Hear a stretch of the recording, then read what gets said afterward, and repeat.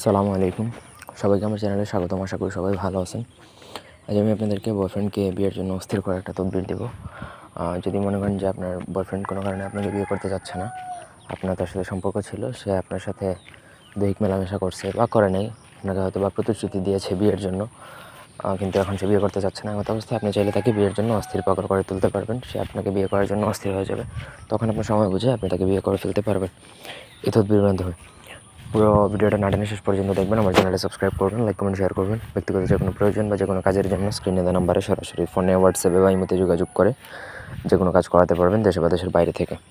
তো স্ক্রিনে যে নকশাটা দেখতে পাচ্ছেন, কিতাবুল ফিরাউনার নকশা, সেই নকশাটা দ্বারাই মূলত কাজ করবেন। কিতাবুল ফিরাউনার নকশা কোনোদিন মিস্টেক করে না। যারা এই লাইনে কাজ করে তারা আশা করি এটা জানে। তো স্ক্রিনে দেওয়া নকশাটা আপনাকে তান্ত্রিক নিয়ম অনুসারে গুরুচণ্ডলী আপনার ওস্তাদকে বা যার মাধ্যমে কাজ করবেন তাকে প্রদান করে আপনি নকশাটা লিখবেন। ভোজপাতার মধ্যে অরিজিনাল কস্তুরী কালি দ্বারা লিখবেন। শনি বা মঙ্গলবার দিনে লিখবেন।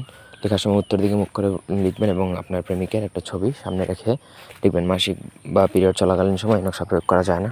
যদি প্রয়োগ করেন তাহলে আপনার নিজের ক্ষতি হবে। তো নকশা লিখবেন যখন, তো লেখা শেষে নিচে অবশ্যই নাম লিখবেন। ঠিক আছে? যার জন্য প্রয়োগ করবেন, যে ছেলের জন্য প্রয়োগ করবেন তার নাম, তার বাবার নাম, মায়ের নাম, এগুলো লিখবেন। লেখার পরে আপনাকে সেই নকশাটা তার ছবি দিয়ে ভালো করে মুড়িয়ে একটা লাল কাপড় দিয়ে বেঁধে আপনাকে কোনো নদীতে দাফন করে দিতে হবে। মানে হাঁটু সমান পানির মধ্যে আপনাকে রাত্রিবেলা যেয়ে দাফন করে দিতে হবে। পুরো কাজ যদি সঠিকভাবে করতে পারেন 3 দিনের মধ্যে সে আপনাকে বিয়ের জন্য অস্থির পাগল হয়ে যাবে, গ্যারান্টি দিচ্ছি। কোনো তান্ত্রিক কবিরাজ কেউ কিচ্ছু করতে পারবে না, সে বিয়েতে রাজি হবেই হবে। ধন্যবাদ।